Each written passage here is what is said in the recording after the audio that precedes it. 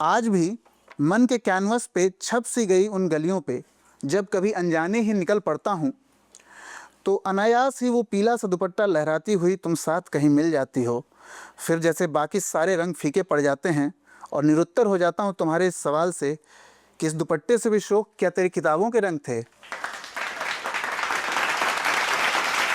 फिर आज भी दिल की किताब में कुछ शब्द गायब हो गए क्या? नहीं। अच्छा दिल की किताब का उन्होंने जिक्र किया था और उसी के पन्नों का जिक्र मैं करने जा रहा हूँ। तो जैसे पहले एक वो, अब पता नहीं आज के ज़माने में तो पता नहीं, पहले वो था ना कि फूल आप किताब या कॉपी के बीच में रख लें और उसके बहुत दिनों बाद वो सूख जाता था और एक एक पंखुड़ी निकलती थी। तो यहाँ वैसा है कि दिल की किताब में आप जो यादों का फूल लगा रखे, उनमें से एक एक वाकये जो याद आते हैं। तो उस तरह से कि आज भी दिल की किताब में करीने से सहेजी यादों के गुलाब से पंखुड़ियों जैसे एक एक पल टूट कर बिखरते हैं, तो बस वो ही गुलाबी सी सूरत पलकों पर छा जाती है। फिर मसीनों के इस जंजाल में मन नहीं उलझता और बस एक अनुत्तरित प्रश्न रह जाता है, इन किताबों के पन्नों में खोए मुझे हाशिए पर क्यों ढकेल गए। हाशिया मार्जिन को कहते हैं। तो ये सवाल है कि भाई इन अपनी व्यस्तताओं में डूबे मुझे साइड लाइन क्यों करते चले गए। और ये आखिरी पैरा है इसका कि आज भी जब कभी तुम्हारी यादों का सिरहाना बनाकर एक और सिमट कर खो रहता हूँ, तो हर पल दौड़ती सी जिंदगी में भी नींद बहुत प्यारी आती है। और फिर जैसे ही सब कुछ छोड़कर मैं तुम्हारी ओर हाथ बढ़ाता हूँ, तो मुस्कुरा कर दूर चली जाती हो, सपना बिखर जाता है और जेहन में बस एक दर्द सा रह जाता है कि तुम्हारा साथ अब सिर्फ ख्वाबों का ही रह गया है। ये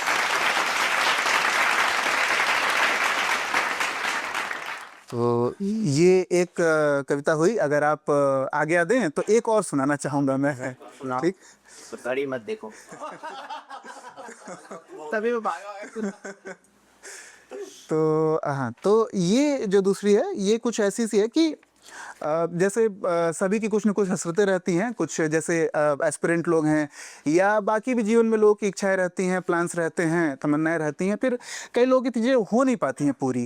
तो कई बार ऐसा होता है कि अब जैसे किसी को खिलाड़ी बनना था पर वो नहीं बन पाया, किसी को आईएएस बनना था पर मान लीजिए वो नहीं बन पाया, तो वो एक अधूरा सा एक महसूस होता है कि भाई ये चीज़ रह गई है। तो बस उसी को लेकर के, उसी कसक को लेकर के और थोड़ा सा एक अंत में आशा को लेकर के है। और शुरुआत में कुछ ऐसा सा है कि भाई जैसा सभी को लगता है कि मेरा जो अनुभव है सबसे अलग है, और चूंकि मेरे अनुभव की वजह से मेरी जो भावनाएं हैं वो बाकी लोग नहीं समझ पा रहे। तो कुछ ऐसा सा ही पहले पैराग्राफ में है कि कुछ बात सी है मेरी तन्हाइयों में, दिल में उदास मुस्कुराती मेरी परछाइयों में, जमाने के जेहन में जो उतरती नहीं है, दुनियावी इन रिवाजों से जो परे कहीं है।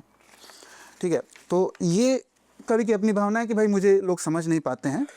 फिर ये कि कोशिश करके आंसुओं को सोख लेता हूँ, जज्बात अपने बहने से रोक लेता हूँ, पर तन्हाइयों में जब निकल पड़ता हूँ कभी, एक वीराने पल में जब ठहर जाता हूँ कहीं। कि सबके सामने तो मैं कोशिश करके एक सामान्य व्यवहार मौजूद मतलब मेंटेन कर ले रहा हूँ, पर जब अकेले में रहता हूँ तो फिर उन्हीं ख्वाबों में कि भाई जो मेरे लॉसेस हैं या जो मेरे चीज़ें जो अधूरी रह गई हैं, उन्हीं के ख्यालों में फिर मैं एक तरफ निकल पड़ता हूँ। तो ख्यालों का कारवां निकल पड़ता है खाक जदा उन राहों पर, फिर उमड़ पड़ता है जहां मेरी उम्मीदों के कभी महल खड़े थे, मैंने अरमानों के जहां आशियाने गढ़े थे।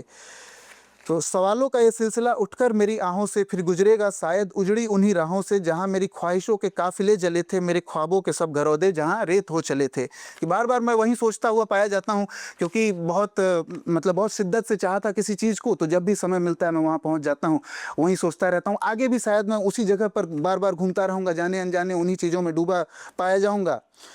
तो अच्छा, इसके बाद है कि मन के किनारों पे खुशी की लहरें ठहर जाएंगी। कि मतलब खुश हो नहीं पा रहा हूँ मैं, मन में खुशी पूरी तरह से आ नहीं पा रही है, कि मन के किनारों पे खुशी की लहरें ठहर जाएंगी, लेकिन इसके बाद उम्मीद है कि जिंदगी में वो पूरी मुस्कान कभी तो आएगी। इस एहसास की चमक निगाहों में बनी है, इस आस के भरोसे यूं जमाने से ठनी है, आगे और भी जहां है ये सपने उकेरता हूँ, अपने बेगानों में तब तक हंसी बिखेरता हूँ, तुम साथ दोगे तो फिर चल पड़ूंगा, एक बाजी मुस्कुराती फिर से लड़ूंगा।